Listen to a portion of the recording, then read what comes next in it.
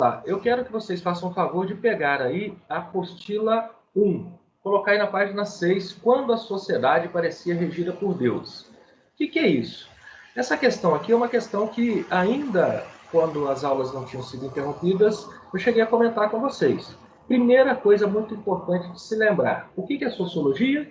Sociologia é uma ciência. Se é uma ciência, ela tem explicação científica. Só que nem sempre foi assim.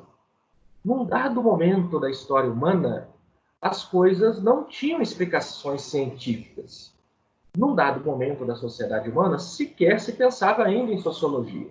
Então, nesse dado momento, que a apostila traz para nós aí, quando a sociedade parecia regida por deuses, isso significa dizer que as pessoas, para tentar entender o mundo, para tentar entender as transformações que aconteciam no mundo, para tentar entender as coisas que aconteciam, elas recorriam aos deuses. Por exemplo, por que chove? Ah, chove porque Deus quer. Estamos em tempos de pandemia, né? Muito provavelmente, nessa época, as pessoas iam dizer que essa pandemia é uma praga divina, seria uma praga divina. Não buscariam explicações científicas, que esse negócio vem através de um vírus que tem sido propagado da forma que tem sido propagado e tem nos obrigado, como melhor remédio, por enquanto, o isolamento. Por conta disso, nós estamos em casa, né? E por conta disso, nós estamos tendo a aula virtual dessa maneira. Mas naquela época, quando a sociedade parecia regida por deuses, as explicações divinas é que permeavam a sociedade humana. Até que, num certo momento, essas explicações divinas não foram suficientes para explicar todas as curiosidades humanas. A partir disso, começa a se desenvolver o pensamento científico. É claro que isso é de maneira gradativa. Algumas ciências vão nascendo, outras ainda vão nascer mais para frente.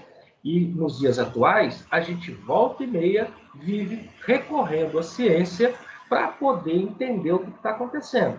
Mais uma vez, o exemplo do coronavírus. Nós estamos recorrendo à ciência aí para tentar descobrir um remédio que seja eficiente, para tentar descobrir uma vacina, para tentar descobrir alguma coisa que possa efetivamente salvar vidas humanas. Olha como que o raciocínio humano, convergindo com a ciência, ele pensa em algo que deixe a gente preservado, fisicamente, inclusive. É claro que ainda a gente não tem nenhum remédio que a ciência garanta que seja de fato eficiente, a gente ainda não tem isso, existem especulações a respeito de um ou outro remédio e tampouco temos uma vacina. Portanto, a ciência nos recomenda o que nesse momento? Vamos ficar isolados. Pois bem, continuando. Na página 7 da apostila, tem aí um subtítulo, As origens do pensamento científico. Qual foi o povo, melhor dizendo, que primeiramente na história da humanidade começou a sistematizar o pensamento científico? Os gregos. O grande legado, a grande herança dos gregos para nós está justamente na democracia. É bom que se diga que democracia é uma palavra, né, de origem grega. Demo quer dizer povo, cracia quer dizer governo, ou seja, governo do povo. É bom que se diga que a democracia atual, esse modelo de democracia que nós vivemos, é um modelo bem diferente daquele modelo que os gregos utilizavam lá na Atenas antiga. Mas ainda assim é uma democracia, aquela de lá como é uma democracia de cá. A diferença é que a democracia deles é o que nós chamamos de democracia direta e a nossa é uma democracia que nós chamamos de indireta. Mas já é um pensamento racional para que a sociedade possa, através da maioria, escolher, por exemplo, os seus governantes. Isso é uma forma da sociedade poder se mostrar. Então, os gregos, num dado trecho aí da apostila, ele fala, né, a apostila fala para nós que os gregos, eles foram capazes, né, de organizar, de sistematizar diferentes áreas do conhecimento, como, por exemplo, a geometria, a filosofia e o que eu acabei de explicar para vocês, a política.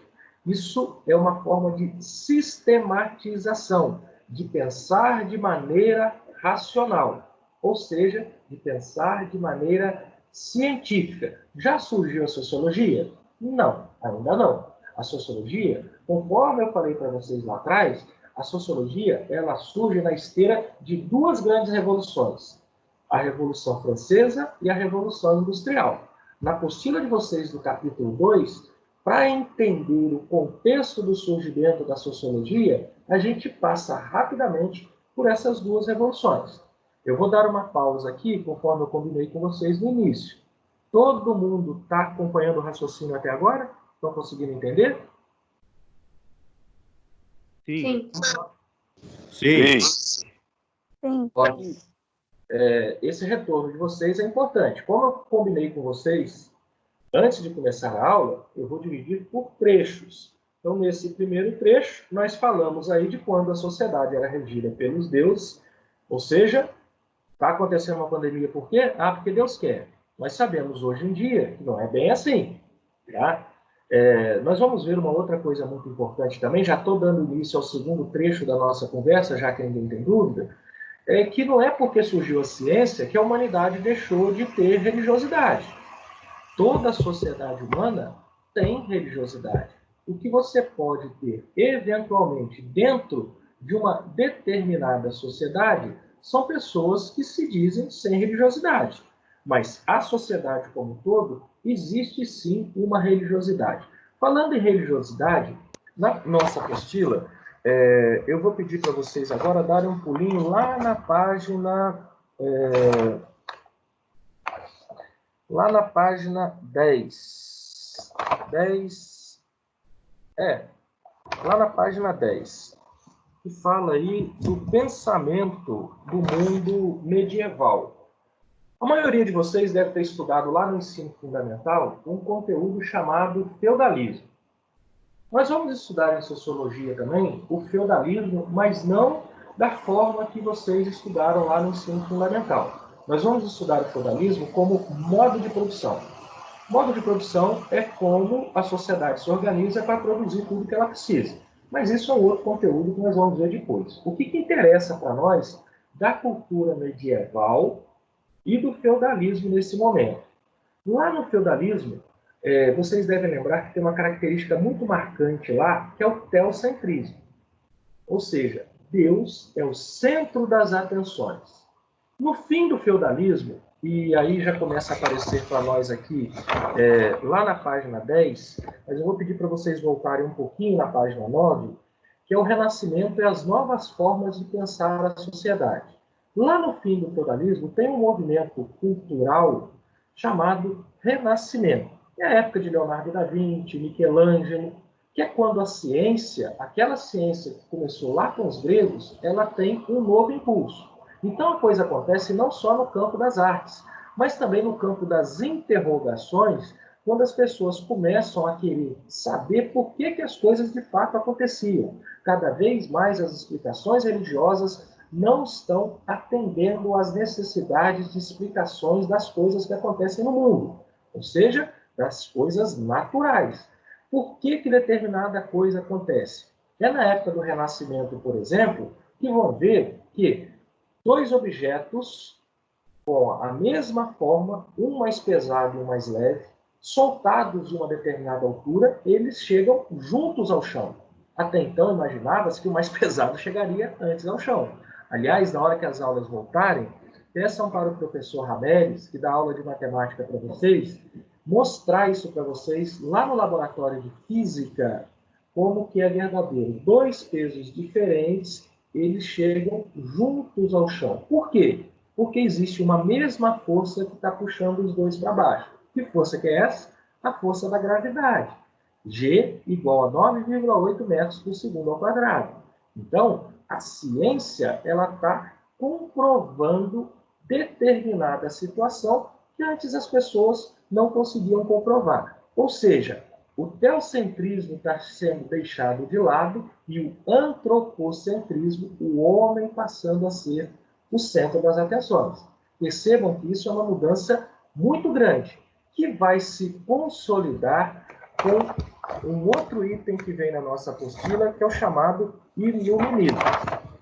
Daí eu vou pedir para vocês darem um salto aí na apostila e lá na página 16. Iluminismo e liberalismo. Olha aí na página 16 que tem um subtítulo assim. O iluminismo, como o próprio nome sugere, é luz. Luz para onde? Luz para iluminar esse ambiente que eu estou aqui? Luz para iluminar o dia? Não. Luz para iluminar a razão.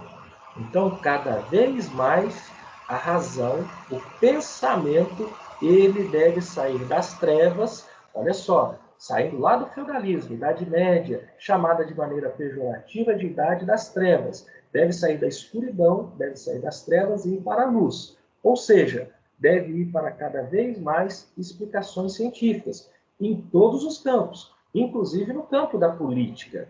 Então, na política, tem um nome muito importante que aparece aí na página 17 da apostila, que é o nome de Montesquieu.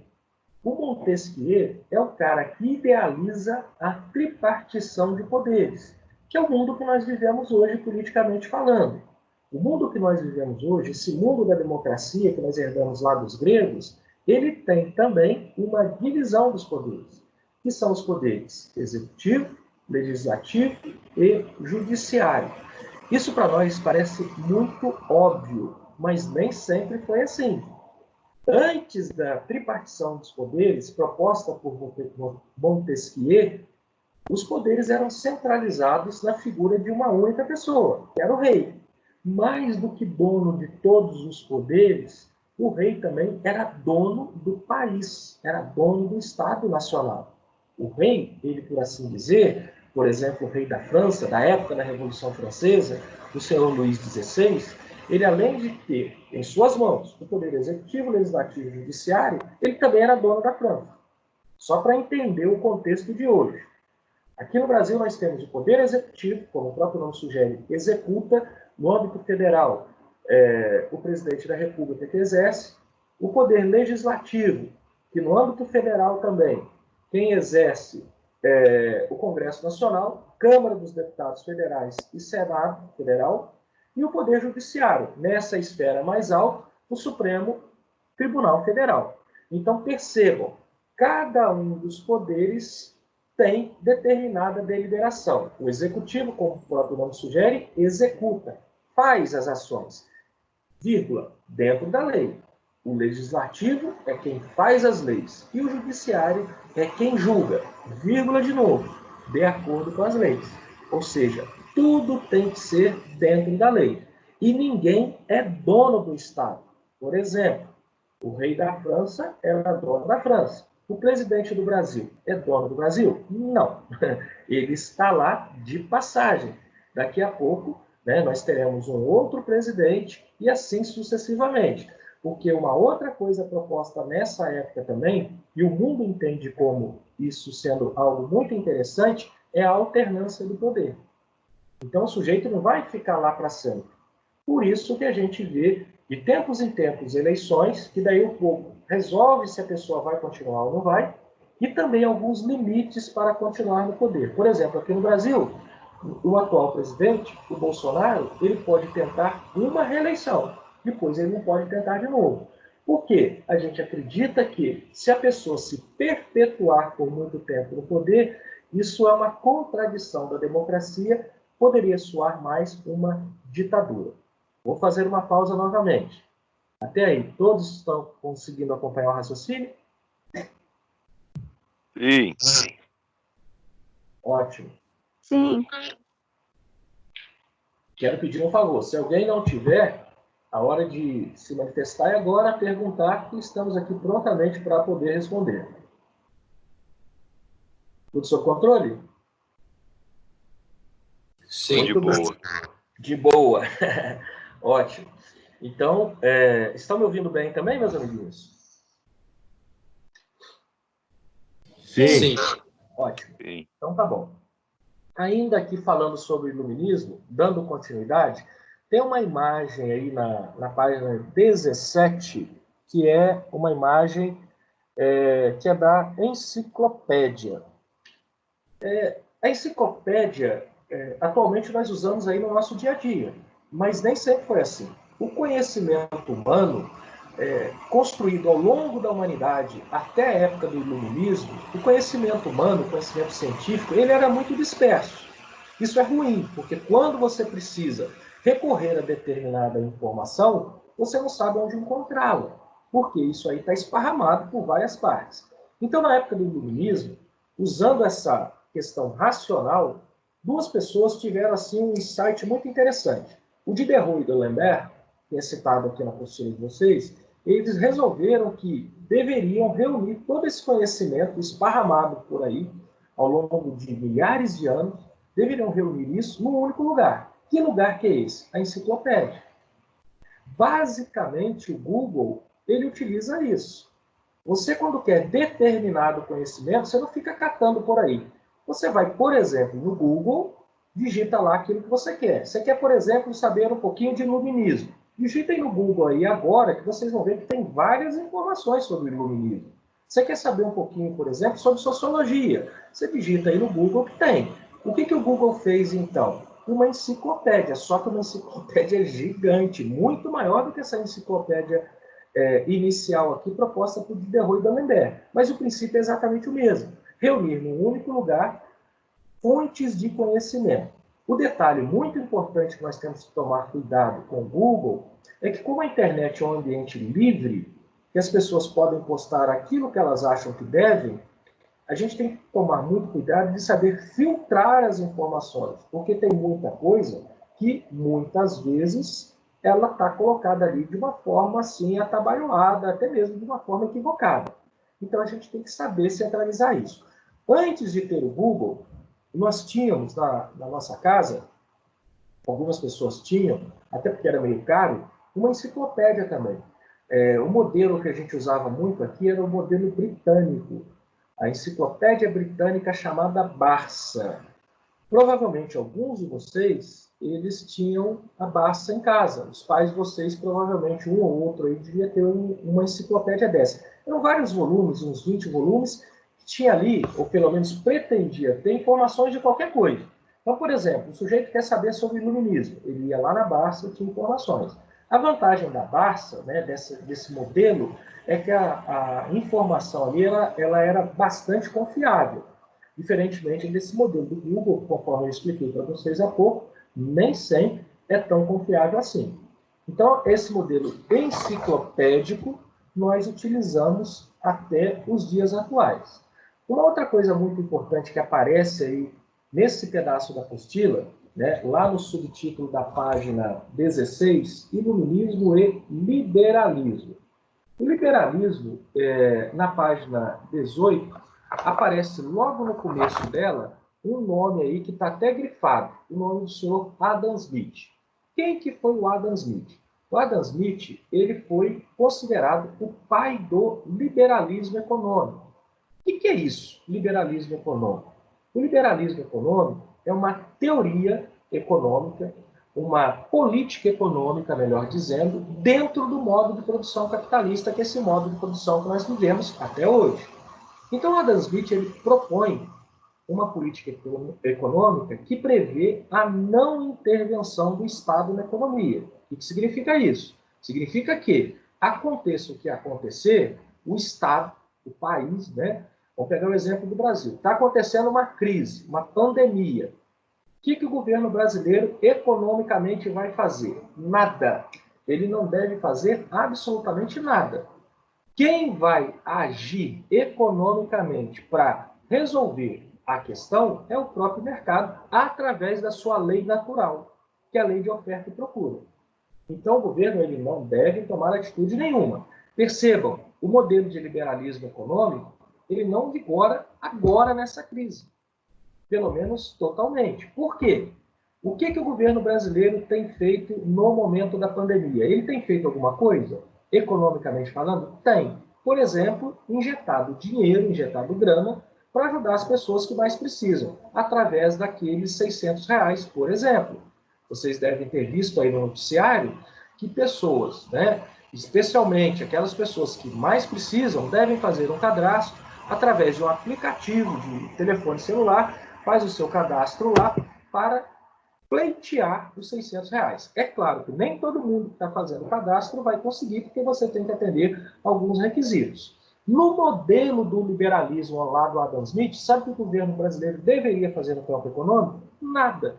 Ele deveria deixar a situação do jeito que está, para que o mercado, através da sua lei natural, a lei de oferta e procura, deveria chegar num ponto de estabilidade. Percebam que essa lei natural, ela atua nos tempos de hoje, essa lei de oferta e procura.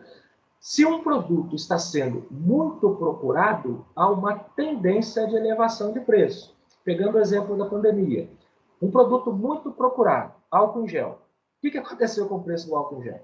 Disparou. Outro produto muito procurado, a máscara. As pessoas estão aí recorrendo à máscara. Vocês viram o que aconteceu com o preço das máscaras? As máscaras custavam alguns centavos.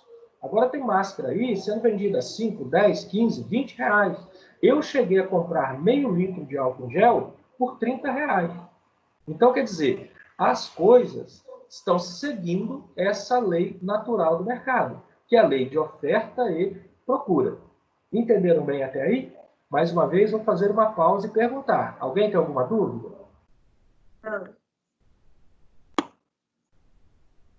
Não, tudo Tudo de certo. boa, professor.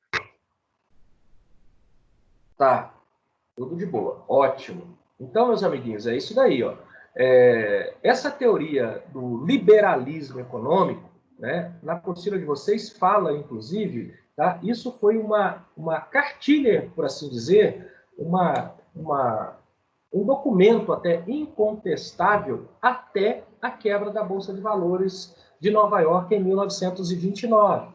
Essa matéria, inclusive, nós vamos estudar em História no segundo ano, mas ela nos serve muito agora para ajudar a entender o liberalismo. Até a quebra da Bolsa de Valores em 1929, o que se usava economicamente no mundo capitalista ocidental era a teoria do Adam Smith, a teoria do liberalismo econômico. A partir da quebra de valores, da Bolsa, melhor dizendo, em 1929, é que tem-se um rompimento com esse liberalismo econômico a partir da reconstrução econômica dos Estados Unidos. Quando o presidente Franklin Delano Roosevelt assumiu o poder, ele rompe com isso e lança um plano de recuperação econômica para os Estados Unidos, que entrou para a história com o nome de New Deal. O New Deal, ele rompe com o liberalismo na medida que ele propõe investimentos públicos, investimentos do governo em vários setores da economia. Então, o governo americano, naquela época, ele vai investir, por exemplo, em obras públicas. Percebam que isso vai dar uma dinamizada na economia. Porque o governo, por exemplo, está construindo uma rodovia. Ele precisa contratar operários para trabalhar. Precisa comprar insumos, precisa comprar material de construção para aquilo. Ou seja, a economia começa a dinamizar. Porque o funcionário que está trabalhando recebe salário. Se ele recebe salário, ele tem poder de compra. Se ele tem poder de compra, ele ajuda a movimentar a roda da economia.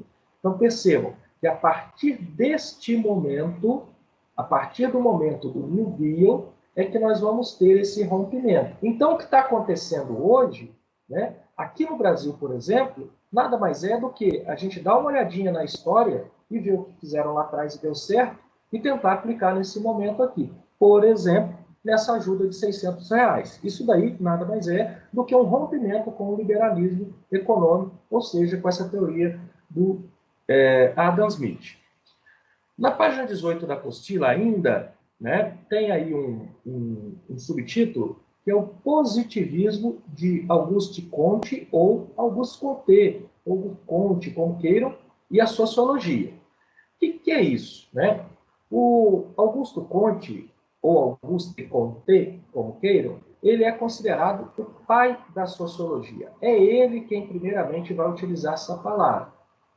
Então, o que esse cara faz? Né?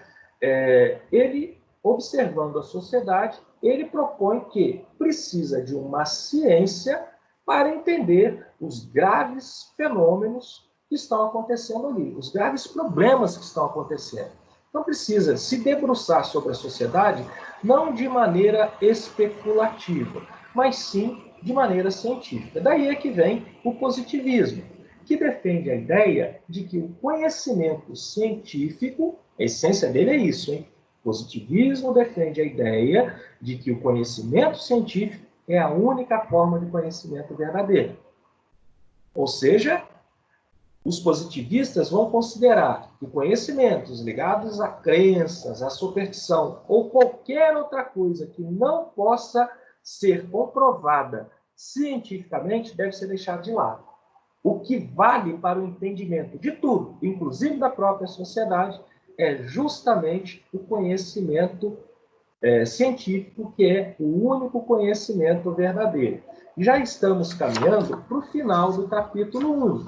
E aí, quando a gente entra lá no capítulo 2, vou convidar vocês agora para ir lá para a página 25 da apostila. Lá na página 25 da apostila é que vão aparecer os 3 teóricos considerados os clássicos da sociologia. Os 3 que vão formular os primeiros conceitos que nós vamos ver, que são o Emile Durkheim, o Karl Marx e o Max Weber. Esses 3 autores é que vão sistematizar os principais conceitos que marcaram a sociologia. E aí, prosseguindo na apostila, vocês vão ver lá na página 27, que tem um subtítulo lá, que é para entender o contexto. Para entender o contexto de onde esses 3 carinhas aqui, ó, o Karl Marx, o Emile Durkheim e o Max Weber, eles viviam, nós vamos ter que passar por aquelas 2 grandes revoluções que mudaram a balança da sociedade, fazendo com que mais pessoas ficassem no meio, ou ficam até hoje, no meio urbano, e menos pessoas no meio rural. Aí nós vamos ter cada vez mais grandes aglomerados humanos. Então cai naquilo que eu já comentei com vocês em outras oportunidades. Muita gente junta, sinal que vamos ter muito problema. Sinal que vamos precisar de uma ciência para poder compreender o que está acontecendo e também propor soluções. É daí que vem o capítulo 2 da nossa apostila, que são os fundadores. Portanto, eu já estou adiantando para vocês o que nós vamos tratar nas nossas próximas atividades. O nosso próximo plano de estudo, a nossa próxima videoaula, vai falar justamente desses 3 carinhas aí, que vão formular alguns conceitos. O de fatos sociais, por exemplo, que é o do Emile Durkheim, eu já adiantei para vocês em outra oportunidade. Daí nós vamos ver a questão também proposta por Karl Marx e Max Weber. Mas isso já é um assunto para a nossa próxima videoaula, para a nossa próxima conversa. Até aí, todos entenderam? Professor, Oi. tipo, como é que eu vou explicar? Lá na da Bolsa de Valores de 1929, o governo deu uma certa quantidade de dinheiro para a civilização poder girar o comércio, não foi? Inicialmente, não. Né? O presidente Hoover, né, um democrata que estava com a presidência na mão, inicialmente eles não fazem impressão de dinheiro, não. Num outro momento, isso vai acabar fazendo. Porque qual que é o problema da impressão de dinheiro? O dinheiro, ele tem que ter, a moeda circulante, ela não é a riqueza. Tá? Tem-se até uma grande confusão com relação a isso. O dinheiro, ele é um instrumento para fazer a riqueza circular. É claro que para mim só, ou só para você, o dinheiro é riqueza, né? Imagina você ter um punhado de dinheiro no bolso, você está rico, certo? Mas para uma nação, a riqueza é tudo aquilo que a nação produz em termos de bens e serviços. Isso é a riqueza da nação. Para circular essa riqueza, a moeda, o dinheiro. Se a solução fosse tão simples quanto imprimir dinheiro, não existiria problema econômico no mundo. Por exemplo, agora, bastaria o governo federal, aqui no Brasil, falar assim, ó, vamos resolver o problema da pandemia aí, vamos imprimir dinheiro. Será que ninguém pensou nisso? Certamente teve gente que pensou. Em alguns momentos, pode até ser que o governo faça isso. Só que isso tem consequência. Historicamente, inclusive, aqui no Brasil, nós tivemos uma crise no início da República, chamada crise do encilhamento, que ela foi causada por impressão desmedida de dinheiro, que causa algo que, economicamente, é a pior coisa que pode acontecer dentro do sistema capitalista, que é a inflação. Por quê? Muito dinheiro circulando, há uma tendência de aumento de preços. O aumento generalizado de preços nada mais é do que a inflação, que é a pior coisa que pode acontecer no capitalismo. Entendeu? Entendido. Ótimo. É uma questão a se pensar. Eu tenho certeza que o governo está ponderando se imprime ou não imprime dinheiro. Tá? Tenho certeza. E eles sabem, né, os economistas que estão à frente do governo, certamente são pessoas muito capacitadas, sabem das consequências de imprimir dinheiro de maneira desmedida. Percebam que o dinheiro circulante ele tem que estar em equilíbrio com o mercado, ou seja, com a riqueza circulante no país. Lembrando que a riqueza não é propriamente o dinheiro. O dinheiro nada mais é que um papel que todo mundo aceita, né? Pelo menos dentro da sociedade brasileira, todo mundo aceita esse papel, né, chamado real, todo mundo aceita, mas ele, propriamente dito, ele não é a riqueza. Né? Ele é um papel que representa a riqueza. No fundo ele é isso. Certo? Certo. Mas a riqueza, propriamente dita, é o que a gente produz, em termos agropecuários, em termos de serviços, em termos industriais, até mesmo em termos intelectuais. Isso é a riqueza. Professor, Oi. então é correto dizer que se agora a gente está numa crise, depois as coisas vão alavancar, as pessoas vão começar, a economia vai, tipo, aumentar. Se agora o pessoal não está comprando, depois todo mundo vai voltar a comprar. Não pode acontecer uma inflação? Não, preste atenção. Tudo que você está falando faz sentido. Pode acontecer. Pode. Mas também pode não acontecer. Até porque economia não é uma ciência exata, ela é uma ciência social. Você pode ver que sobre esse aspecto que nós estamos discutindo agora, você vai ver um economista dando uma opinião e outro economista dando uma opinião aparentemente contrária. Justamente porque a economia não é uma ciência exata, ela é uma ciência social. O que você está falando pode acontecer, mas pode acontecer também o seguinte, pode acontecer que tenha tanto desemprego que as pessoas não tenham dinheiro para comprar. Hoje, por que se retraiu? Né? Se retraiu porque as pessoas estão com medo. Então, o sujeito que tem um dinheirinho, ele fica naquela, poxa vida, eu vou comprar uma roupa? Ah, não vou comprar não, eu vou esperar um pouquinho.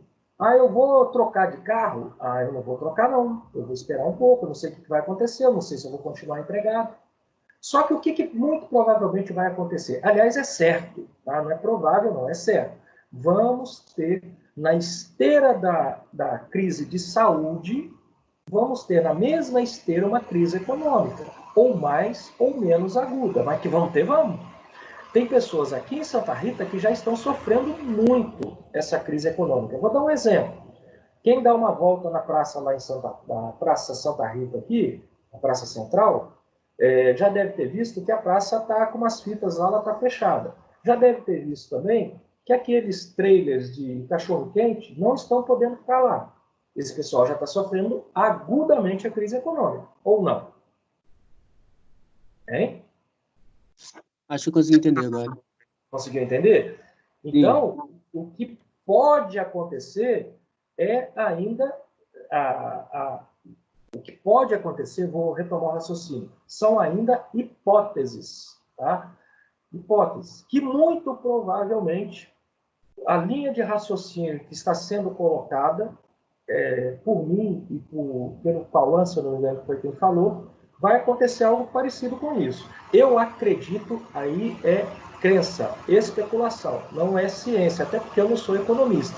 Eu acredito que nós vamos ter uma retração das atividades comerciais e industriais. Acredito que isso vai acontecer.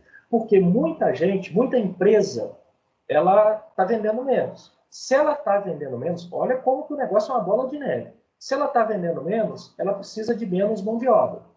Ela precisando de menos mão de obra, e não tendo condições de pagar a mão de obra, ela vai acabar demitindo funcionários. Funcionário demitido é funcionário que não tem salário. Se não tem salário, não tem poder de compra.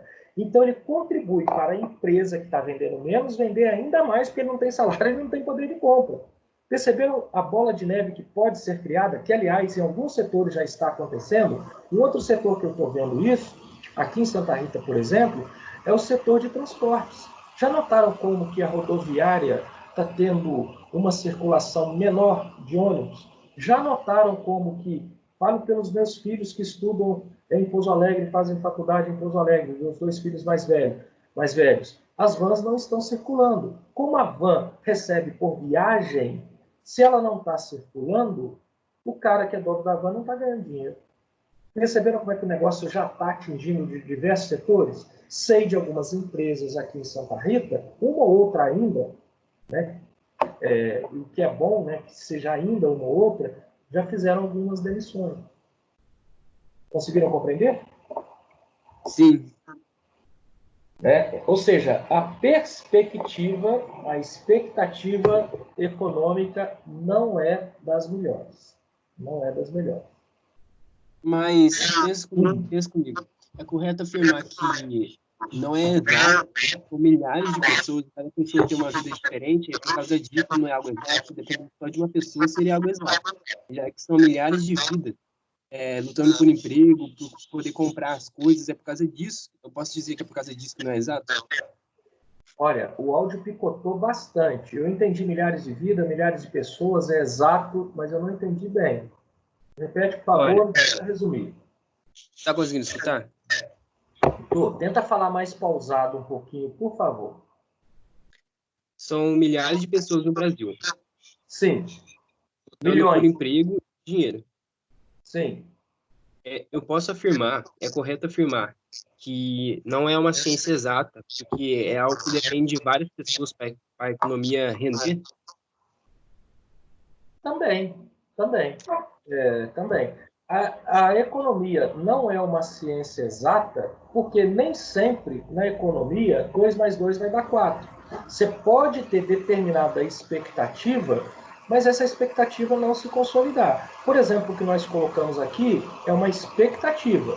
Vai acontecer ou não vai? Não sei. Uma regra básica da economia é a lei da escassez.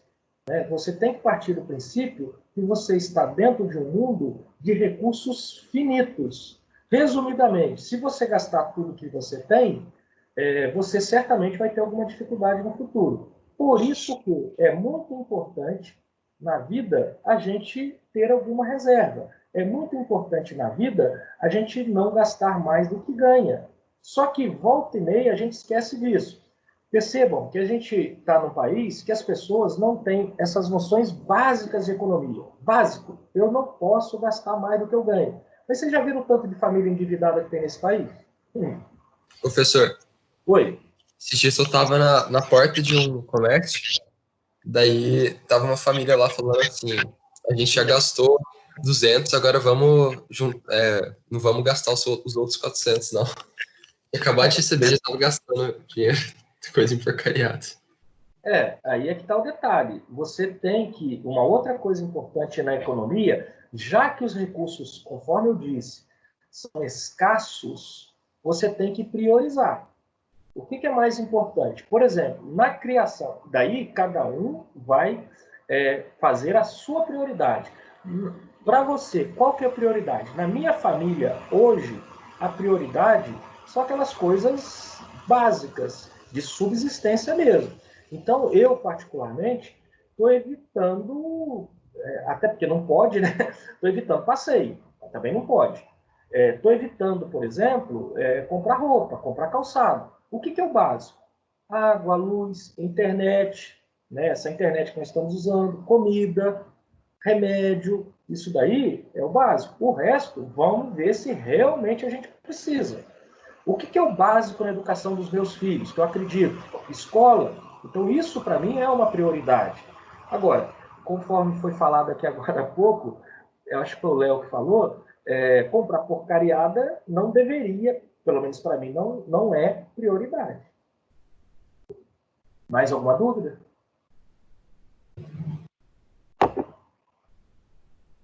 Hein? Acho que não. Ótimo. Meus amiguinhos, então é isso daí. Já estamos caminhando para o fim aqui da nossa videoaula. Eu quero aproveitar o momento também para dizer para vocês que esse tipo de ação que nós estamos fazendo exatamente nesse momento é uma ação muito importante para a gente manter esse contato, tá? Esse contato mesmo virtual, ele de alguma forma nos aproxima. Então isso é muito importante também. Assim como é muito importante vocês fazerem um plano de estudo proposto. Eu tenho elaborado os planos de estudo de vocês com cuidado grande de não colocar muitas atividades de modo a deixar vocês muito atarefados. Por isso que eu estou colocando em doses homeopáticas.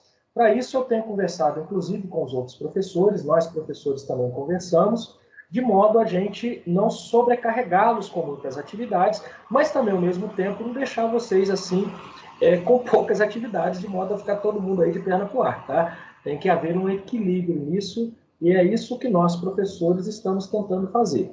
Aí vem a pergunta: a quantidade de atividades propostas aí no plano de estudo de sociologia, na sensação de vocês, na minha sensação está bastante equilibrado, mas na sensação de vocês está bem equilibrado, tem pouca atividade, está com muita atividade? Alguém tem algum comentário a fazer, alguma sugestão? Tá de boa, na minha opinião. Tá equilibrado, professor. Ótimo. Isso é muito importante. Bem tranquilo, professor. Outra coisa muito importante é a descrição do plano de estudo. Eu tomo um cuidado muito grande de descrevê-lo de uma maneira muito clara. E tenho notado que está sendo, sim, bem descrito. Como que eu percebo isso? Através do fórum. Enquanto mais perguntas tem no fórum, significa dizer que o plano de estudos não está tão bem descrito. Enquanto menos perguntas tem no fórum, significa dizer que o plano está bem descrito. Como tem aparecido poucas perguntas, eu estou tendo a impressão que o plano está bem descrito. Aí cabe a pergunta novamente: a minha impressão é verdadeira? Está bem descrito? Vocês têm alguma sugestão? Sim. Sim. Sim. Agora, não tem problema algum se eventualmente tiver dúvida, tá? Tem mais é que perguntar mesmo. E daí, para isso, o fórum. Eu todos os dias entro no fórum da semana. O fórum da semana passada eu já não estou entrando mais, porque senão também fico louco, tá? Toda semana eu entro em todos os fóruns e todas as turmas, lembrando que eu dou aula para todas as turmas da ET, ou seja, eu sou professor que na ET hoje tem mais diversidade de turmas, portanto, todo dia, no mínimo, 3 vezes ao dia eu entro no fórum, de todas as turmas. Portanto, se alguém tiver alguma dúvida, não fiquem inibidos. Tem mais é que entrar lá no fórum e perguntar mesmo, tá bom? Beleza? Ô, professor, posso fazer 2 perguntas? Pode, claro. O senhor sabe se a gente vai ter férias normal em julho? Não sei responder. Assim como não sei responder também uma outra questão que tem me angustiado, imagino que tenha angustiado vocês. Quando nós vamos voltar? Quando nós vamos voltar? É uma outra questão que tem me angustiado, não sei dizer ainda. A escola, né, eu conversei com o professor, diretor da escola, o professor Alexandre, essa semana. A escola, ela está se preparando, aliás, ela já está preparada para, se precisar voltar às aulas a semana que vem, ela já está pronta, tá? Já está preparada para isso. Mas se puder voltar a semana que vem, ela já está pronta. E ela está preparada também, mais do que outras tantas escolas que eu estou vendo por esse Brasil afora, de estar assistindo os alunos de forma virtual.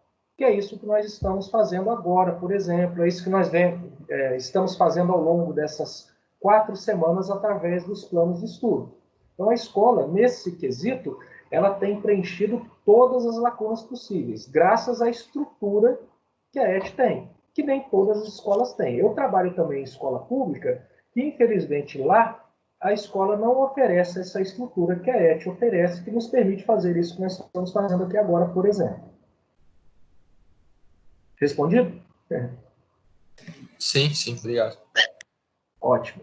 Meus amiguinhos, mais alguma questão? Se ninguém tiver, estamos caminhando para o encerramento. Como ninguém se manifestou, eu vou encerrar a reunião. O que eu peço para vocês é não esquecerem de mandar atividade até hoje, tá? Tem uma atividade proposta lá no Moodle. E quem puder, quiser, tiver interesse, já pegar esse capítulo 2 da apostila, né, que eu falo aqui na minha frente, professor, e dar uma folheada nele. Só um instantinho que eu já respondo.